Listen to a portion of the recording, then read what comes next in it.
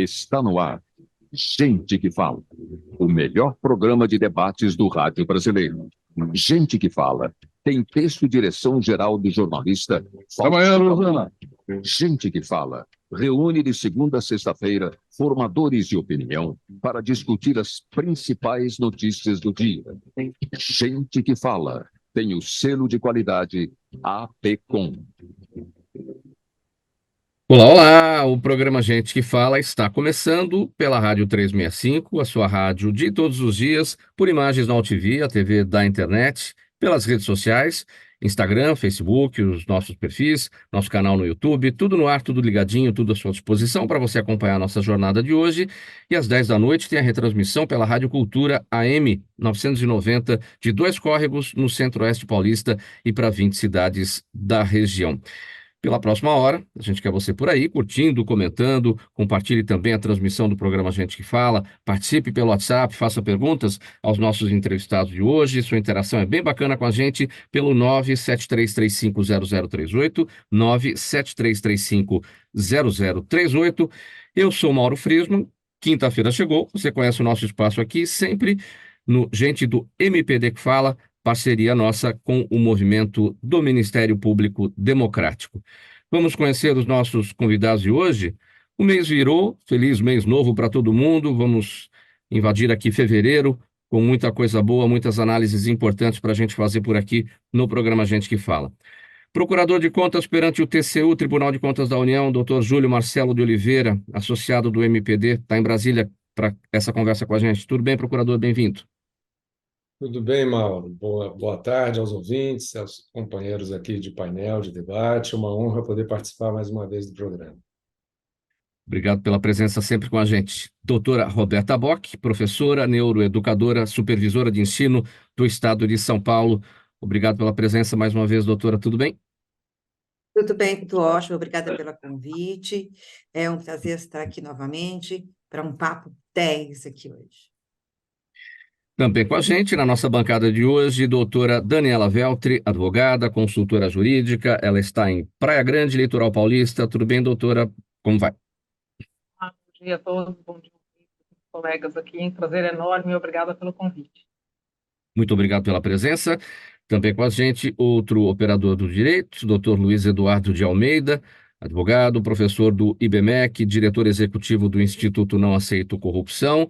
O doutor Luiz Eduardo está em Salto, interior paulista. Tudo bem, doutor Luiz? Bem-vindo. Muito obrigado, Mauro. Boa tarde a todos. Boa tarde aos colegas de bancada.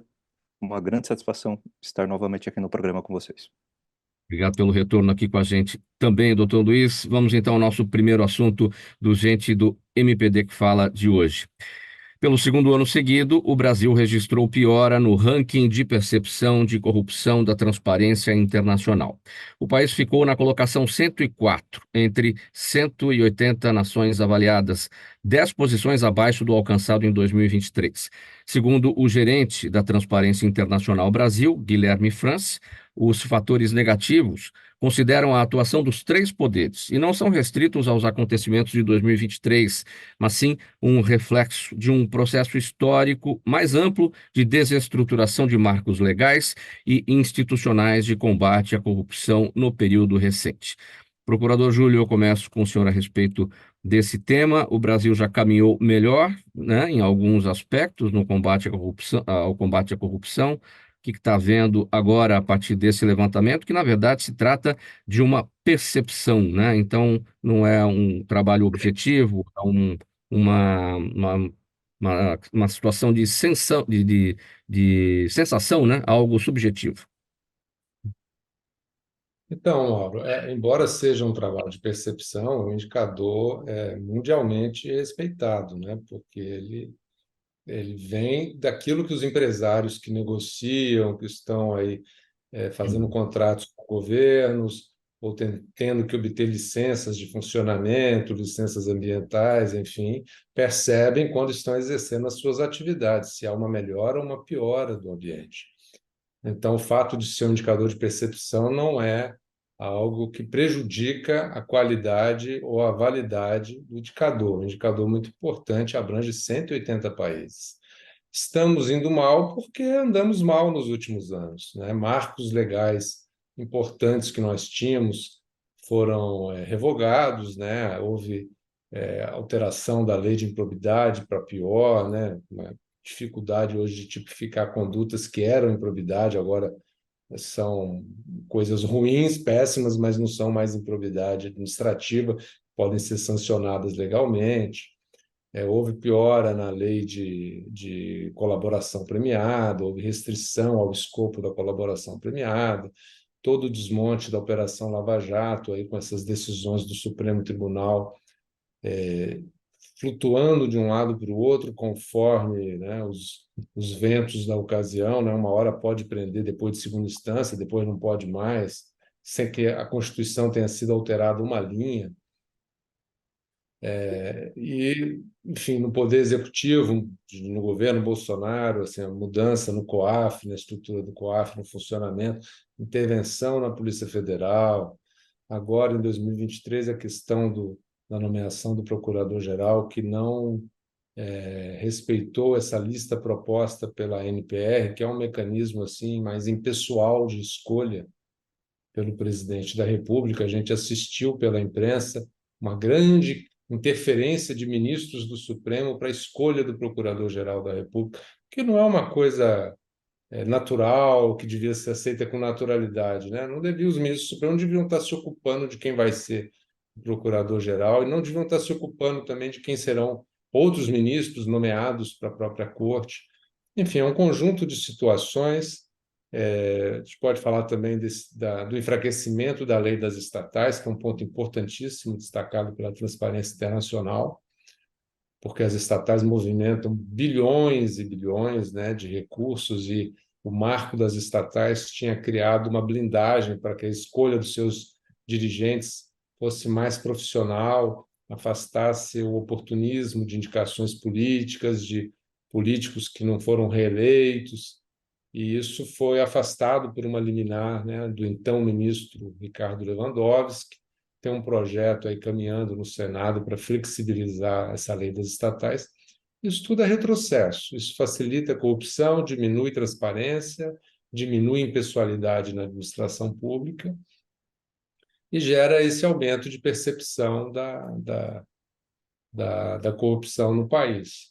O relatório destacou pontos positivos também, né, como o fortalecimento dos conselhos populares aí de saúde, de educação nos municípios. Enfim, tem outras coisas boas acontecendo também, mas essa percepção ela pega aí um amálgama, né, de coisas que são sentidas aí pelos empresários que têm que lidar com o governo diariamente. Doutora Daniela Veltri, a sua avaliação sobre esse nosso primeiro tema. Então, o Brasil caindo 10 posições em ranking de percepção da corrupção. O procurador Júlio apresentou aí um conjunto de situações, né, que na avaliação dele tem levado a essa percepção por parte do empresariado, do mercado. Seu entendimento? Mas assim embaixo do que o Júlio colocou, né, agora as percepções, os pontos colocados pela pesquisa, e é exatamente isso, né? Para quem atua na iniciativa privada, a percepção nada mais é do que efetivamente um reflexo daquilo que acontece no dia a dia. Então, quando a gente olha por parte de desenvolvimento do país, geração de empregos, tem um impacto enorme, né? A empresa que vem de fora, por exemplo, para atuar no Brasil, ela já vem com uma série de restrições que impedem desenvolvimento e maior número de empregos no Brasil, por exemplo. Aquelas que aqui estão têm que fortalecer a cada dia a área de compliance, a área de risco, uma governança corporativa muito forte, um código de ética que tem implicação no todo da empresa, no custo operacional, custo de diligência em relação a isso. Então, aqui, de fato, uma percepção de que, da forma como está, é um retrocesso que aumenta toda essa parte de risco, de compliance, que é sempre bom, é sempre necessário, mas, ao mesmo tempo, afasta investimento no nosso país. E isso, para mim, é preocupante. Sim. Doutor Luiz Almeida, sua análise. Mauro, eu concordo com todas as considerações postas, tanto pelo Dr. Júlio quanto pela doutora Daniela. Eu acho que é importante também a gente ter em vista que nós temos uma carência no Brasil muito grande de pesquisas objetivas relacionadas ao tema corrupção.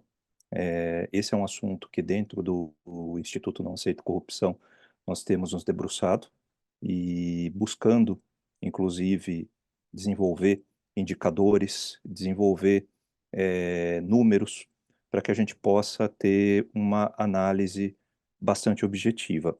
Eu gostaria só de deixar muito claro, essa não é uma crítica ao trabalho da Transparência Nacional, que é fantástico, é maravilhoso e é um grande indicador, é importante, mas no Brasil, se nós fizermos uma retrospectiva curta de 2009 até hoje, nós já tivemos um sobe e desce de medidas contra a corrupção nunca visto antes na nossa história.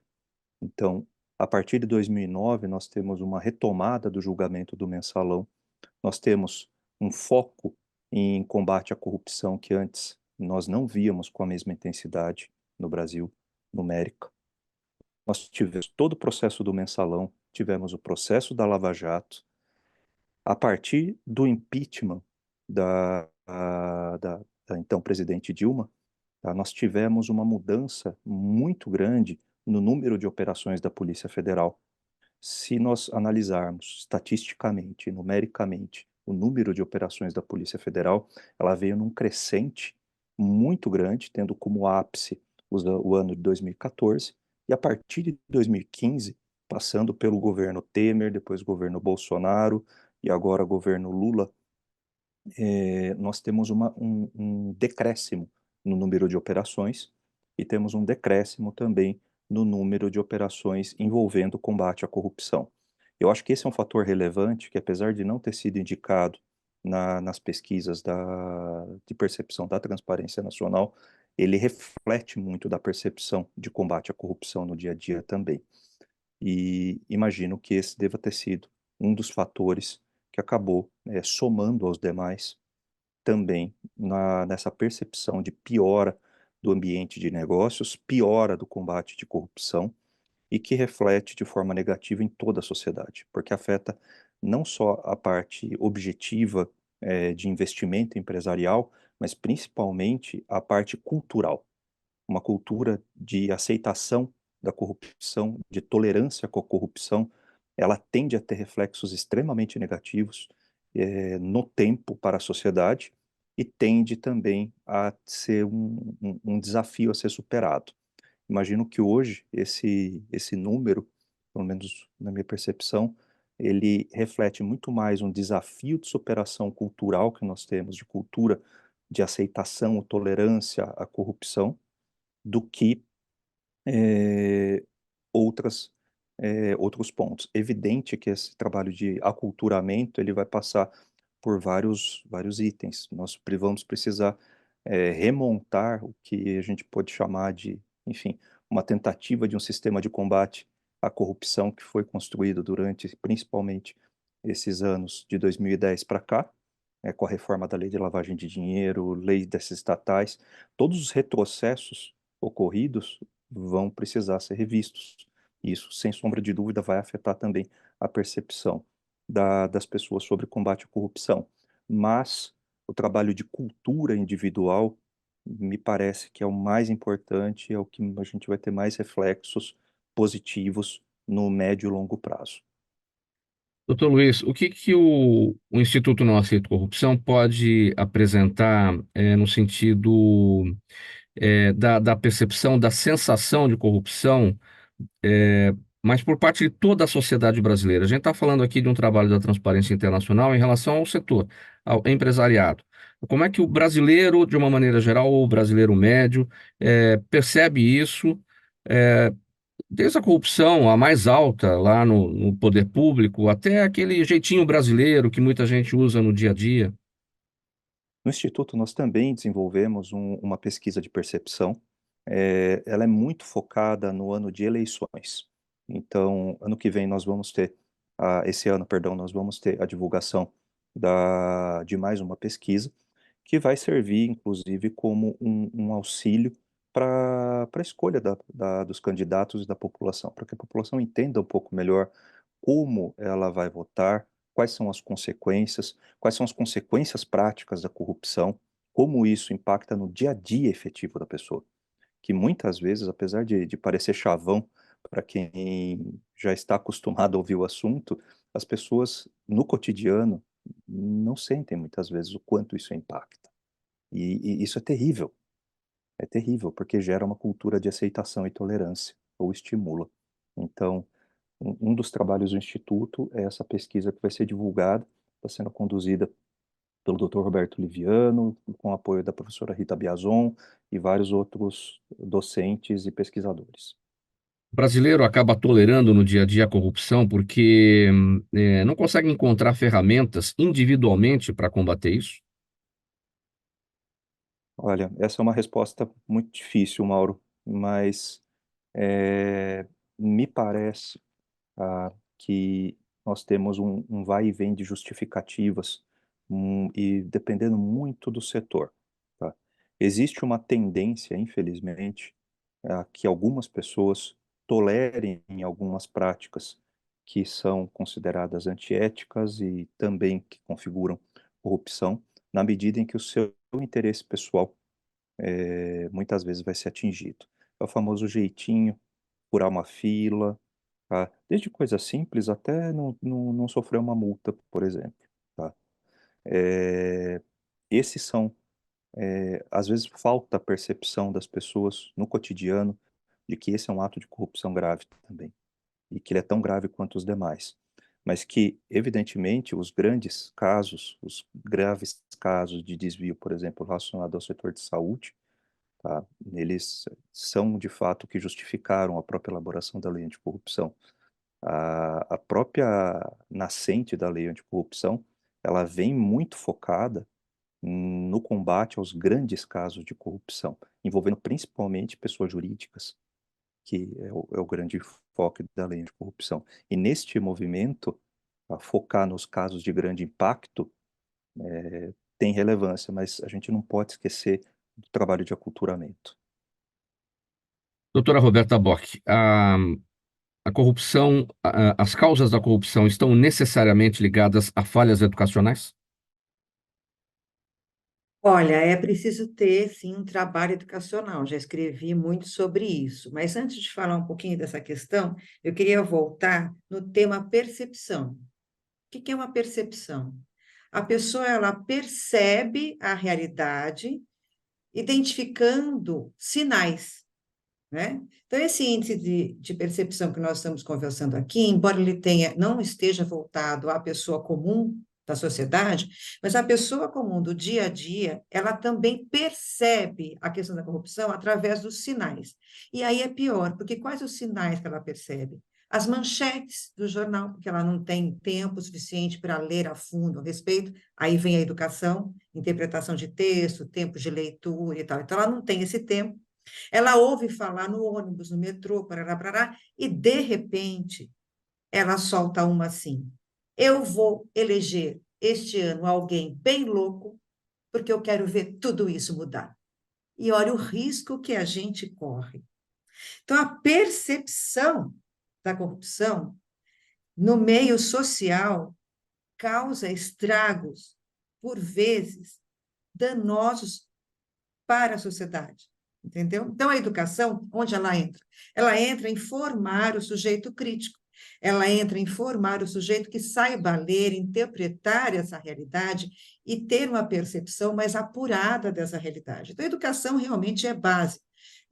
Mas eu já escrevi sobre a corrupção na educação, né? E aí, o que nós temos esse movimento? No trato da verba pública, né? Que também são pessoas que não estão preparadas financeiramente, que não foram formadas financeiramente para trabalhar com essa verba pública e acabam caindo em algumas armadilhas. Então, por isso que eu quis pontuar o que era a percepção, mas a educação está na base, sim, com certeza, sempre. Investimento na educação é preciso, uma educação crítica. Fiz essa pergunta que muita gente, vamos falar aqui no popular, né, na mesa do bar, diz assim, olha, o pobre, ele valoriza o próprio nome, ele paga as contas em dia, e o rico está lá, ele tem os meios, o crime do colarinho branco, ele tem informação, ele sabe tudo, ele estudou e ele é o corrupto, né? Então, tem essa visão, né, sobre corrupção nas camadas sociais, né? Então, aí aquele que estudou, então ele não é corrupto? É corrupto. Aquele que não estudou, ele não é corrupto também, enfim, está no dia a dia de todo mundo, enfim. Como é que é essa análise? É isso mesmo, isso é a percepção. Quando você está na mesa do bar ouvindo a conversa, você está ouvindo os sinais, porque você não está lendo a fundo sobre nenhum daquele tema, certo? Você não está formado em nenhum daquele tema. Você está tendo sinais, e esses sinais chegam para você no seu cérebro e falam: olha, sua experiência de vida diz isso. Então, pá, é isso. A sua percepção é essa. Vamos eleger um cara assim, vamos se portar assim. Não, eu já não vou mais naquele lugar. Não, ninguém presta, nenhum político presta. Eu já saio daqui com essa percepção.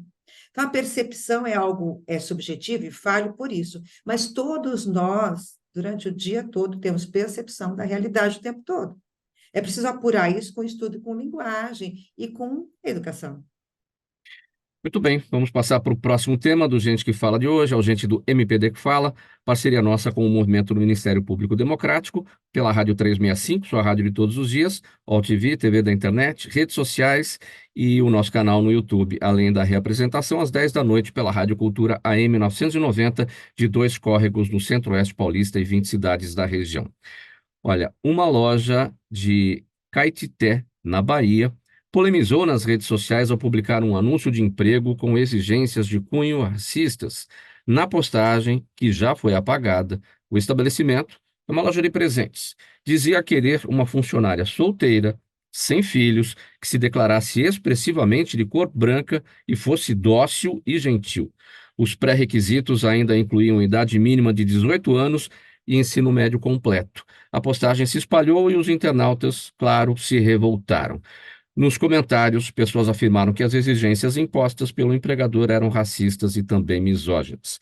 Doutora Daniela Veltri, eu começo com a senhora a respeito desse tema.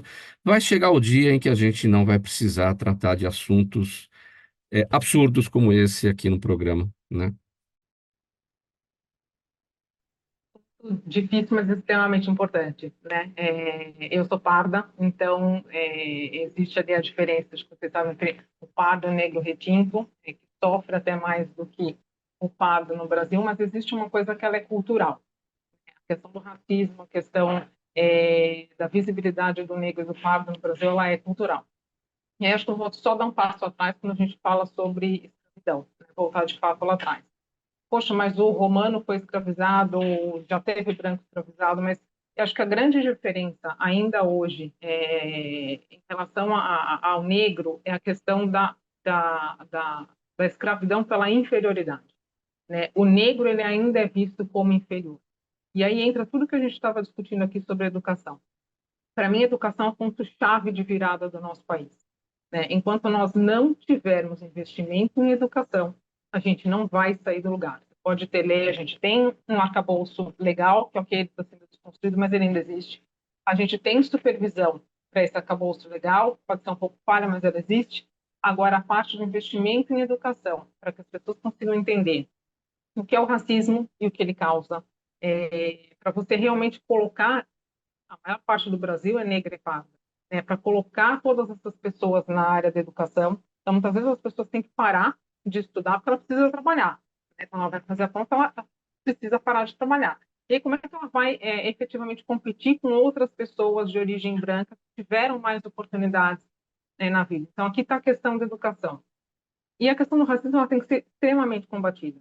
E aí entra de novo no que a gente estava falando, educação dentro da parte pública, dentro da parte privada, a movimentação disso, os cuidados de informação que a mídia tem, acho que a doutora Roberta colocou muito aqui a questão da notícia, né? Como que ela é passada, como ela é transmitida, porque grande parte do brasileiro ainda vai pela percepção, por aquilo que ele ouve, por aquilo que a massa fala, então isso é um problemaço, né? Não basta você colocar a pessoa negra e parda num lugar de fala, você precisa prepará-la, você precisa ajudá-la muitas vezes, né? E distinguir.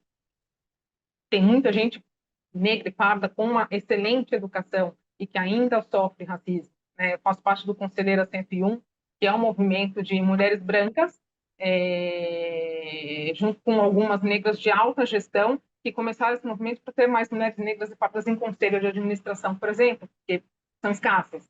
né? E aí tudo envolve essa questão da percepção, de você realmente educar o país para isso. Uma notícia como essa me dói, especialmente vindo do estado da Bahia, onde é um estado preponderantemente negro e pardo, e aqui, de fato, para mim, a punibilidade, ela tem que ter, ela tem que ser exemplar, nesse caso, e a questão de termos um sentimento de nação, que o brasileiro não tem, a gente não tem um sentimento de coletividade, não nos vemos dessa forma, e preponderantemente investir em educação na iniciativa pública e na iniciativa privada.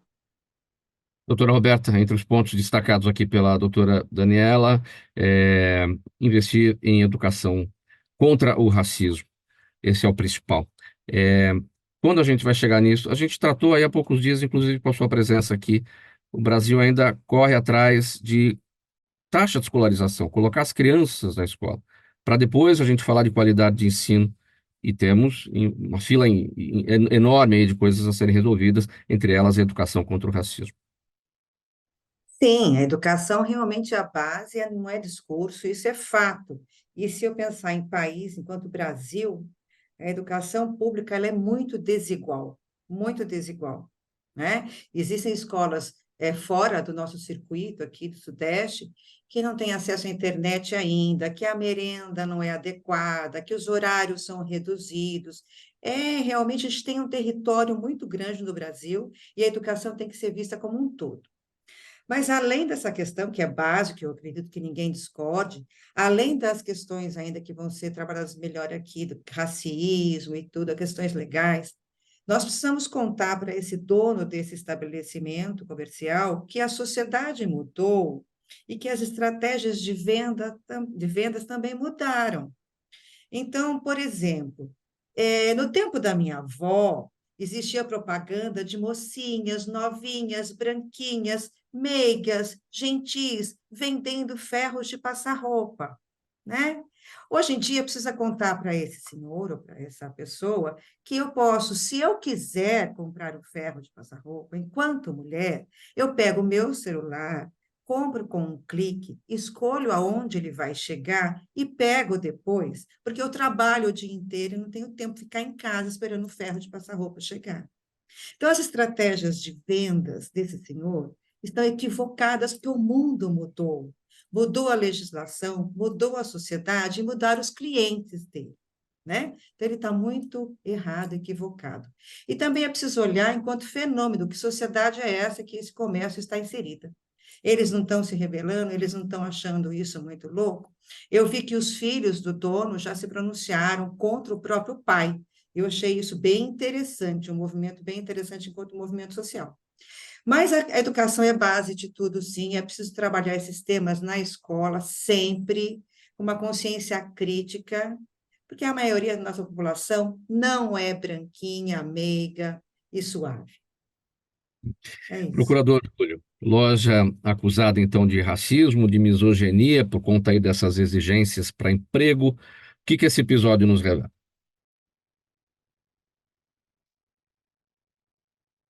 Mauro, enfim, é uma vergonha, né? O racismo e a misoginia aí ficaram estampados, né? Quer dizer, uma mulher casada não serve para trabalhar, porque provavelmente ela vai ter filhos, e ele deve estar pensando que não quer pagar a licença maternidade, se ela eventualmente engravidar, enfim, tudo isso sempre foi um fator que prejudica as mulheres no mercado de trabalho, justamente essa discriminação em favor dos homens e contra as mulheres.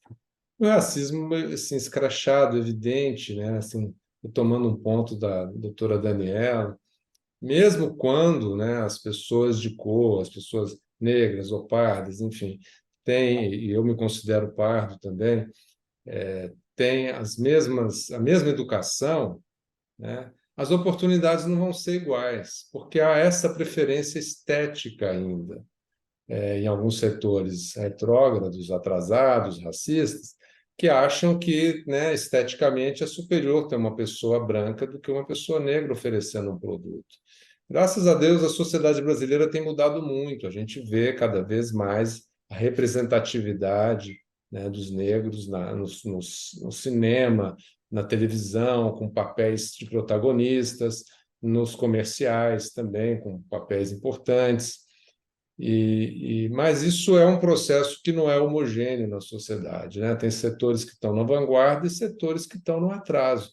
Então, a gente ainda vai ver isso acontecendo, e ver isso acontecendo, nesse caso, tem um lado bom, mostrar que a gente não pode esquecer que isso ainda existe, porque se ele não tivesse feito o anúncio,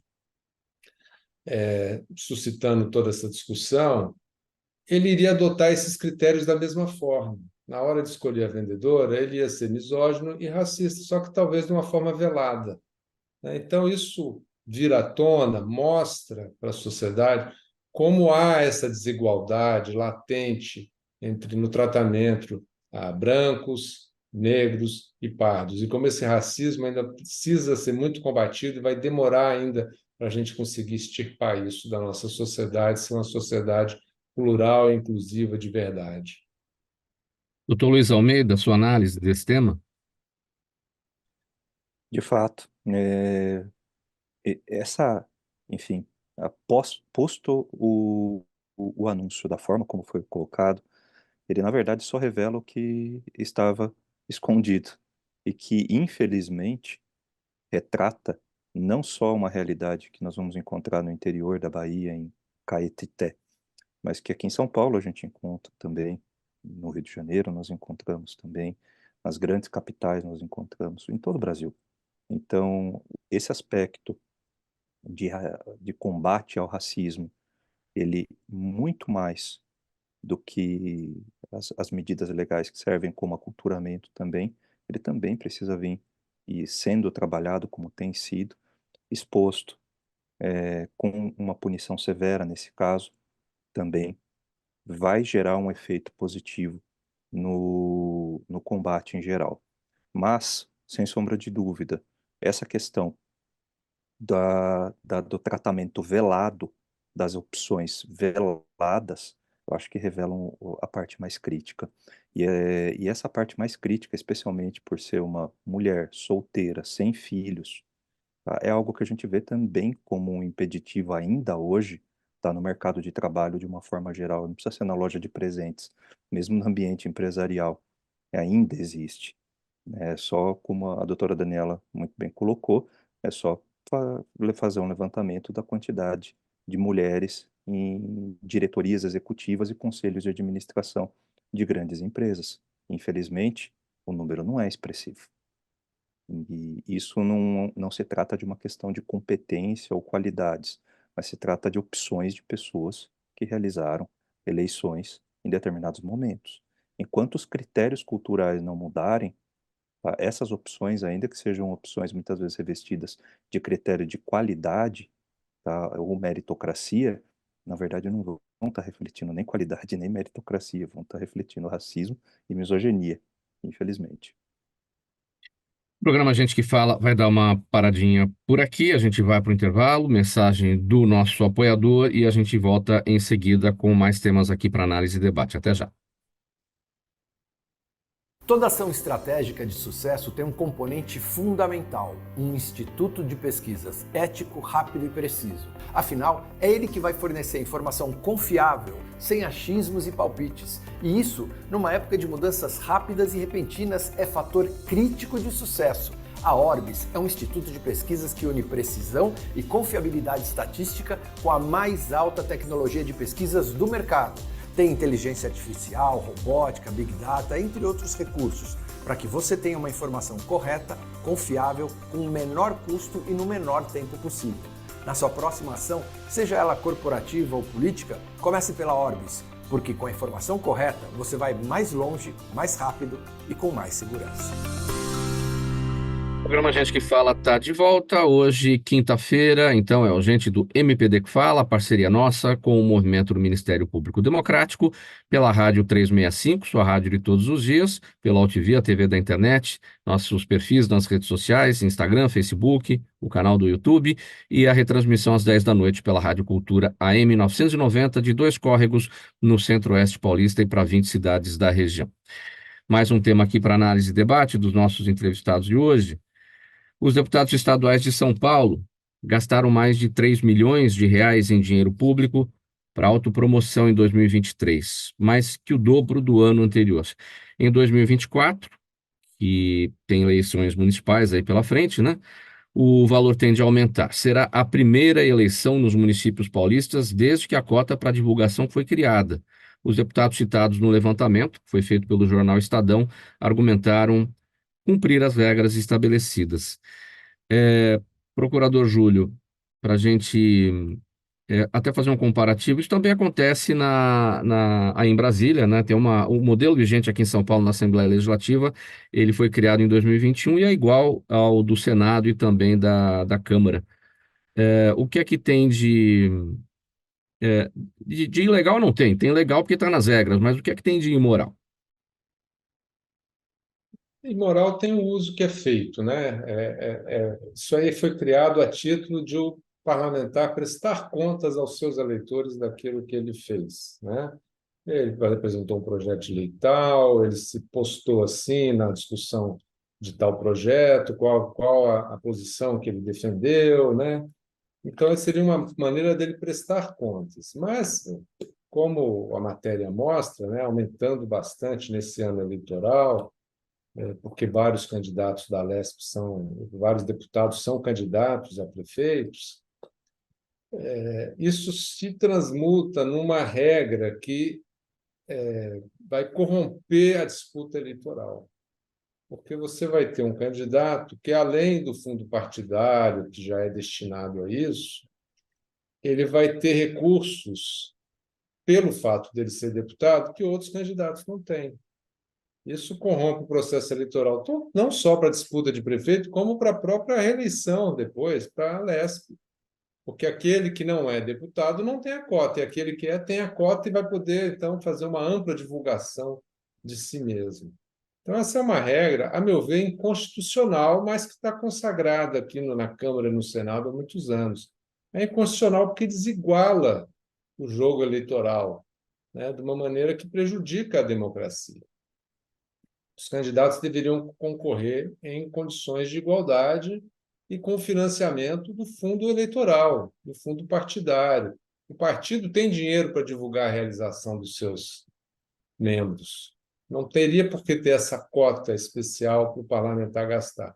Sem falar que, muitas vezes, é mais um canal de enriquecimento ilícito do parlamentar, né? Muitas vezes ele contrata aí uma agência de marketing que vai ficar aí com um percentual do dinheiro e vai devolver a maior parte para o próprio parlamentar. Então, essa cota, ela, a meu ver, é inconstitucional, ela é imoral, embora esteja aí estabelecida com regras, né, na Câmara e no Senado, e agora mal copiada, né? Bem copiada no sentido da perfeição técnica, mas mal copiada porque é um mau exemplo que eles estão copiando na Alesp, ela deveria ser extinta. Doutora Daniela, no raciocínio aqui do procurador Júlio, pois é, quem tem o cargo, né, acaba saindo na frente, né? Porque, claro, tem lá suas realizações, está atuando, e isso acaba contribuindo para a manutenção daquele parlamentar nas reeleições que não terminam nunca, e a dificuldade da renovação, né?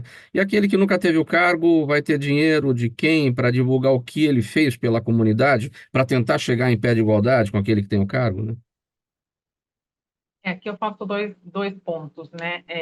Um, de fato, é que as pessoas deveriam realmente olhar na votação, né? O que esse parlamentar faz, como que ele faz para se eleger, enfim, meio que passar um pente fino, que é algo que culturalmente nós não temos. Um ponto que o doutor Júlio citou aqui, que me chama a atenção, que eu bater sempre na tecla, é a questão da visão de compliance e risco para pequenas e médias empresas.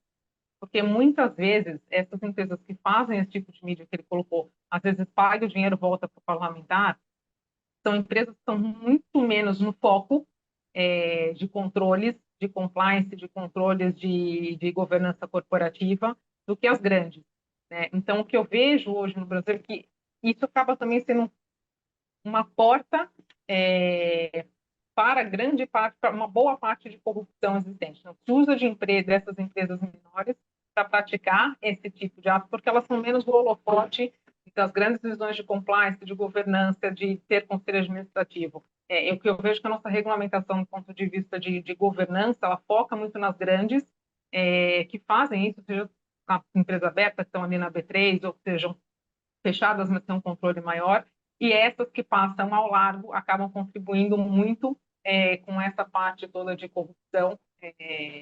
Efetivamente, a hora que você divulga um marketing desse, a população ela não consegue fazer essa comparação e ela não entra a fundo neste tema para escolher em quem votar. Doutora Roberta Bock, sua análise sobre o tema. Acho que a gente pode falar, pegando aí dentro do aspecto da educação, os resultados, né, que esse tipo de publicidade também traz sobre a sociedade, né? Porque o eleitor politizado, aquele que lembra em quem votou na última eleição, ele cobra o parlamentar, ele escreve, ele procura saber o que é que está sendo feito. Ele não depende de uma propaganda para exatamente saber o que está sendo feito e votar ou não votar mais naquela pessoa. Perfeito, Mauro, perfeito. Mas nós vamos ter que voltar lá na percepção. Lembra da nossa discussão da Sim, sim. percepção? Sempre ela. Aqui, então, ela está junto aqui. Por quê? Porque o eleitor, qual é a percepção que ele tem? Ele vê aquele candidato muitas vezes nas redes sociais, ele aparece todos os dias super simpático, ou então com uma empresa que faz dele alguém simpático, e ele está sempre nos meios digitais. E ele está se vendendo muito bem para a população que está ali percebendo que ele existe. São pouquíssimas as pessoas que acompanham o parlamentar, que lembram em quem votou.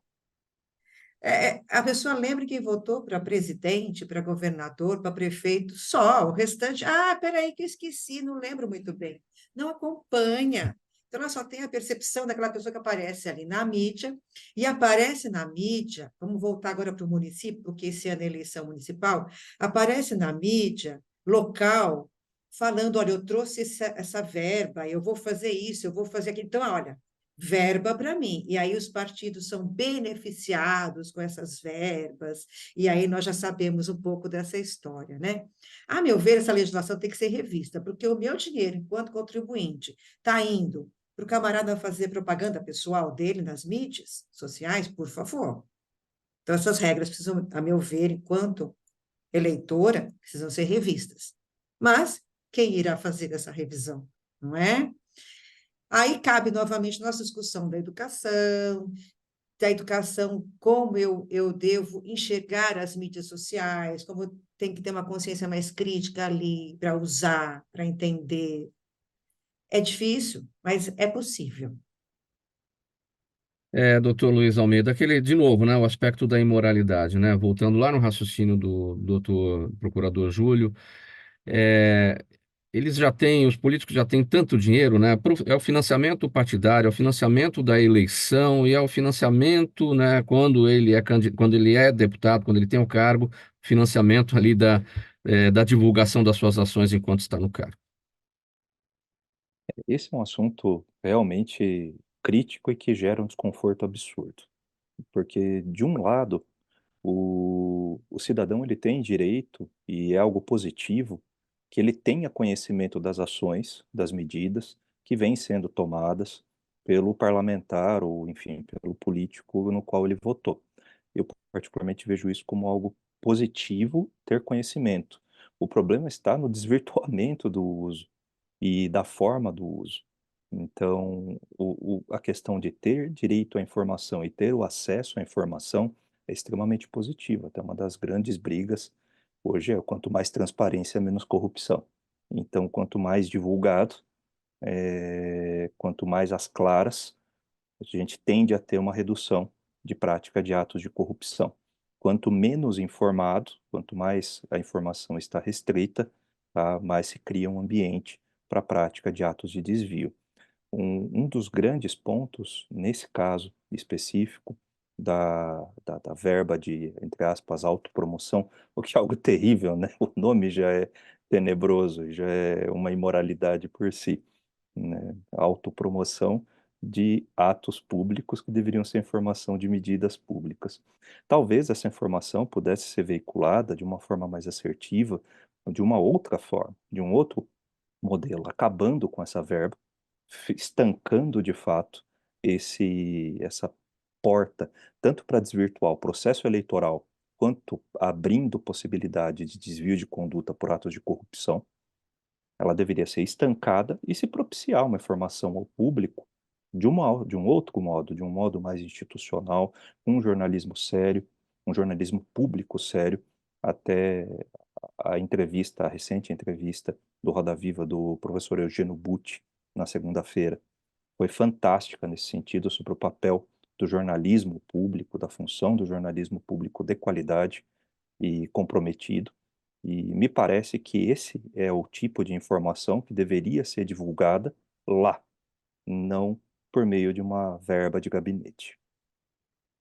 Muito bem, vamos para mais um assunto aqui no Gente do MPD que Fala de hoje.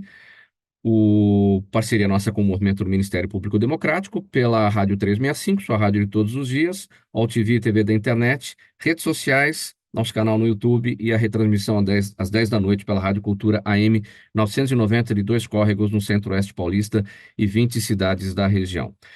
Olha, gente, a lista de países que suspenderam o financiamento da Agência da ONU de Ajuda a Refugiados Palestinos cresceu nos últimos dias após a agência afirmar ter demitido um grupo de funcionários suspeitos de envolvimento no ataque do Hamas contra Israel em 7 de outubro do ano passado. Então, agora, além dos Estados Unidos e Canadá, a lista conta com Reino Unido, Itália, Finlândia, Austrália e Holanda. Então, são 7 países. Representantes da Autoridade Nacional Palestina criticaram a medida, que dizem ter sido baseada em informações de uma campanha israelense contra a agência. Procurador Júlio, tudo isso tem que ser muito bem investigado. Numa guerra é difícil, né, essas coisas acontecerem, porque há versões, enfim, há narrativas. Agora, vamos tratar aqui como suposta, né, conexão dos funcionários da agência da ONU com os terroristas do Hamas. Então, a gente precisa de uma investigação muito séria em relação a isso tudo. Está fechado seu áudio, procurador. Agora vai. Pois não. Sem dúvida, Mauro. Se chegou a haver essa demissão é porque algum sinal mais claro a administração da agência de refugiados deve ter realmente percebido, né? A denúncia é muito grave.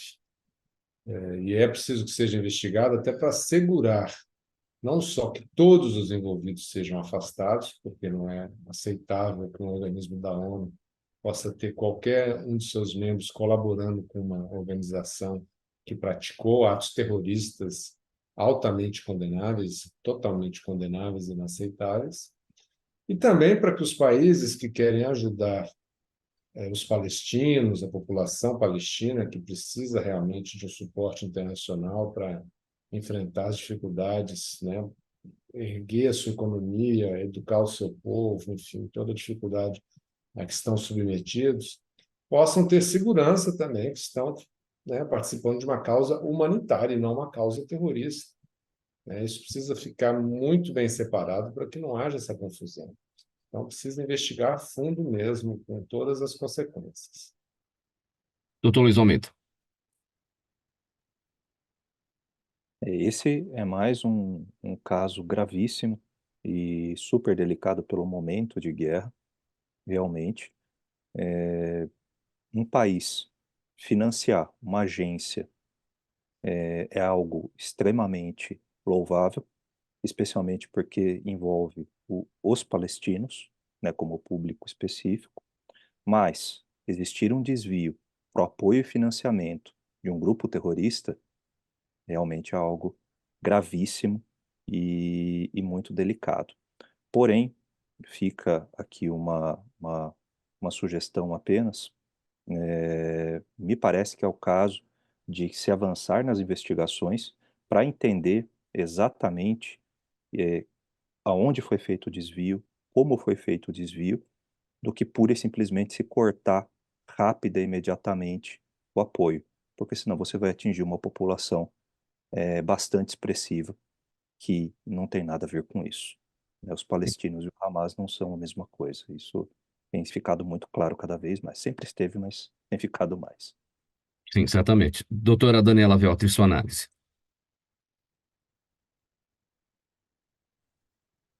Aqui a gente entra de novo na questão da percepção, né, que a doutora Roberta coloca tão bem. Primeiro, por que os países fizeram isso?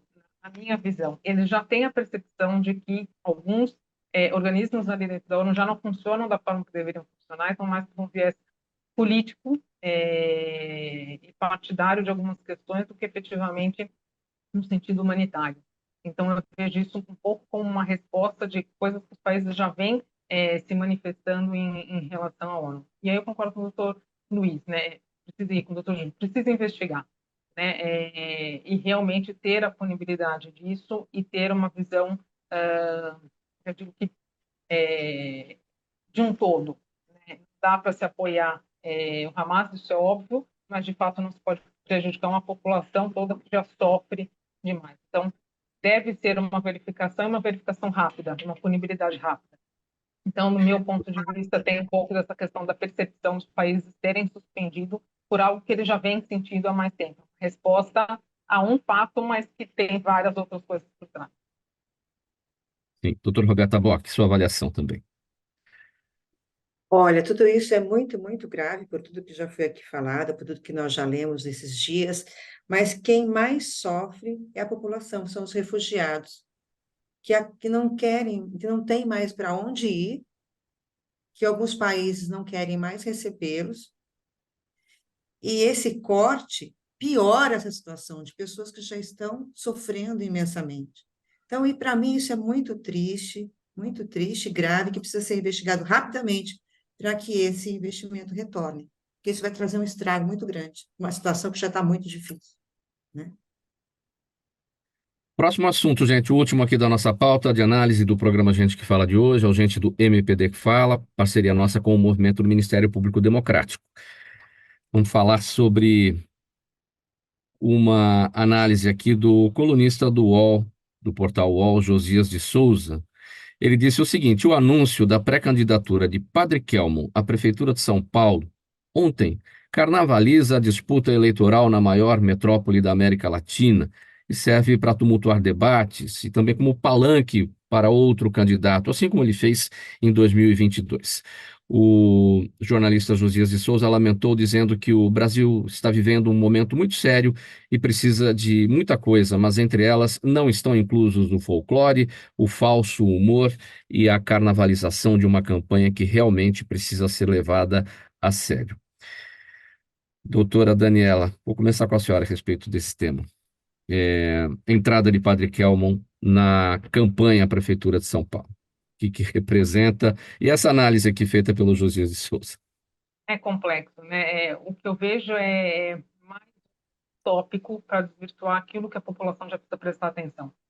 Né? Então, é um momento sério, é um momento de muita coisa mudando, como a gente colocou aqui, principalmente da parte de controle de corrupção, de atenção que a população precisa ter, e, na verdade, eu vejo mais como um jogo de tirar a atenção da população para, entre aspas, o circo que se forma. Gera notícia, gera meme, gera uma série de coisas que desvia a atenção das pessoas para aquilo que elas realmente precisam focar, que é qual é o melhor candidato para eu votar. Né? Tem toda essa questão midiática que ele traz por trás. Então, isso me preocupa bastante e espero que o jornalismo sério, de fato, se faça presente para apontar aquilo que é necessário for. Doutor Luiz Almeida, o próprio partido, já nem me lembro, é tanta sigla, não me lembro mais a sigla do partido dele. Não é mais o PTB, ele já saiu, está em outra legenda. Diz que não sabe de nada, que não tem nada conversado, que não tem nada acertado. Então, parece, como destacou agora na análise da doutora Daniela, algo midiático, algo para jogar, para sentir o que vai acontecer, reação, né? Sinceramente, seria o melhor cenário de todos. Se fosse pura e simplesmente um balão de ensaio, né? Porque se esse fato se concretizar, essa candidatura, se ela se concretizar, nós vamos vivenciar novamente o que nós já assistimos na campanha presidencial, que é uma deturpação do processo democrático, e é algo que nos leva a uma reflexão bastante profunda sobre o nosso processo democrático, sobre a nossa democracia em especial. Da mesma forma que nós temos que ter uma ampliação na participação democrática, não só do acesso às pessoas, mas também de um maior número de candidatos chegando a serem colocados como opções às pessoas, ao cidadão, nós também precisamos repensar o efeito que nós temos no Brasil de candidatos folclóricos, como foi chamado até na entrevista, na matéria do Josias. Essas candidaturas folclóricas, com personagens que muito mais fazem, de fato, um papel específico, com interesses específicos, muitas vezes, deturpando o processo democrático, gera um prejuízo muito grande. A medida a ser imposta de restrição a esses personagens em benefício do processo democrático versus a restrição a acesso de pessoas a cargos políticos é algo que a gente precisa estudar com muito carinho e muito cuidado. É uma questão de aprimoramento do processo democrático e é necessário. Doutora Roberta, como é que isso mexe com a educação do eleitor, né? O surgimento dos candidatos folclóricos, tal, porque é, o Josias fala em carnavalizar, ele me levou àquele tempo da nossa eleição com cédula, né? E que as pessoas votavam no cacareco. Lembra dessa história? Porque achavam tudo muito engraçado, tudo muito divertido. Então vamos entrar nesse barco aí, vamos, como diz no popular, vamos zoar tudo, né? Então a lei tem que proibir alguma coisa, não pode ser desse jeito. Olha, Mauro, novamente aquela atitude do eleitor, vamos jogar para cima e ver o que é que dá, porque está tudo tão ruim, vamos ver o que dá, né? Então é preciso trabalhar é preciso formar o eleitor. Nós não formamos o eleitor na escola.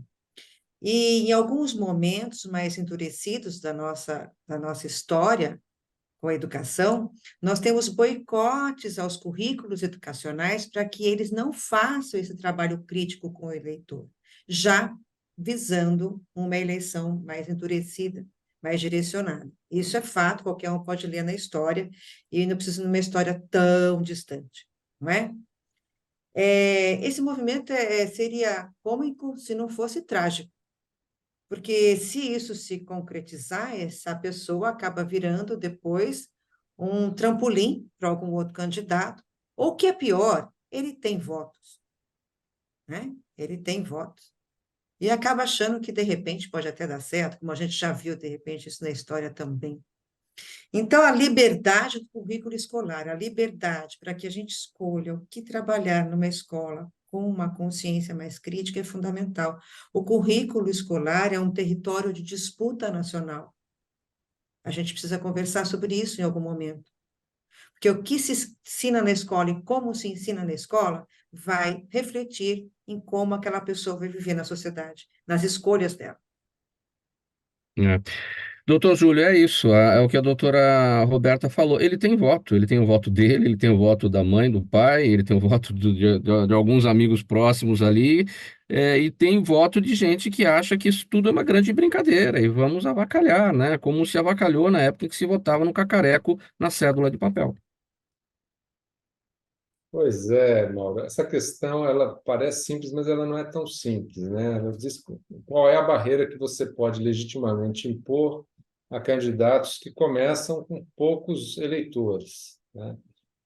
Embora ele seja uma figura assim mais folclórica, um pouco mais caricata por causa da questão que é o padre que não é padre, que se auto-intitula padre, ou pelo menos não é um padre da Igreja Católica, e o papel que ele teve na eleição passada.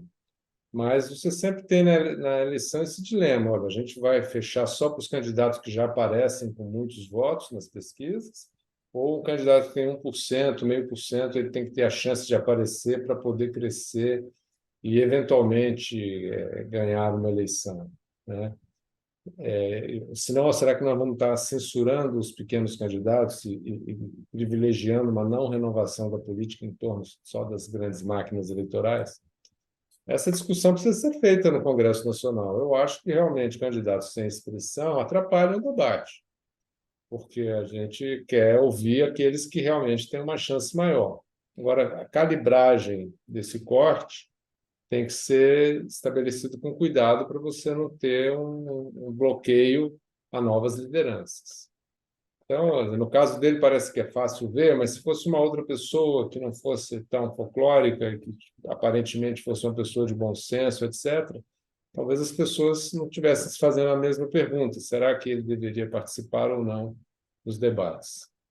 Não, todos devem participar, né?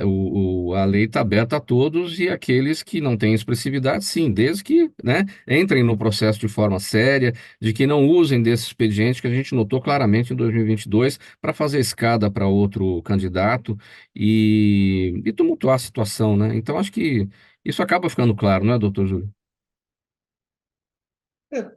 Em 2022 ficou, no caso específico dele, mas já ficou em outras eleições também com candidatos de outros partidos, porque eles fazem esses acordos, né? Olha, quem vai apoiar quem no segundo turno. Então, se eu vou te apoiar no segundo turno, no primeiro turno eu não vou te derrubar, eu já vou atacar os seus adversários e vou ser escada para você. Quer dizer, ele não inaugurou isso também na política, né? Isso é um jogo, um velho jogo da política brasileira. Muito bem, nosso tempo do programa Gente que Fala é esgotado. Vamos colocar um ponto final nessa edição. Termina aqui o Gente do MPD que Fala, parceria nossa com o movimento do Ministério Público Democrático, e o nosso agradecimento a todos os participantes de hoje. Dr. Júlio Marcelo de Oliveira, procurador de contas perante o Tribunal de Contas da União, associado do movimento do Ministério Público Democrático, nessa conversa com a gente em Brasília. Roberta Bock, doutora Roberta Bock, professora neuroeducadora, supervisora de ensino do Estado de São Paulo. Doutora Daniela Veltri, advogada, consultora jurídica, com a gente lá de Praia Grande, Litoral Paulista. Doutor Luiz Eduardo de Almeida, advogado, professor do IBMEC, diretor executivo do Instituto Não Aceito Corrupção e que hoje está em Salto, no interior de São Paulo. O programa Gente que Fala é sempre realização da ABCom, apresentação minha, Mauro Friesman, pauta e redação Pedro Schiavon, Zenilda Salvato, nossa diretora de produção, jornalista Fausto Camunha, nosso diretor-geral, e você do outro lado, espectador, internauta, ouvinte, a razão da nossa presença aqui todos os dias. A gente volta amanhã, a partir do meio-dia, pela 365, sua rádio de todos os dias, AltV, TV da internet, redes sociais, nosso canal no YouTube, retransmissão às 10 da noite pela Rádio Cultura AM 990 de Dois Córregos, no Centro-Oeste Paulista, e você fica agora com o Lucas Neto, pela 365, ele vem com o programa O Melhor para a Melhor Idade, com muita informação, muita coisa legal para o seu início de tarde. Lucas, um bom programa para você, um forte abraço, a gente se vê amanhã a partir do meio-dia. Tchau, tchau.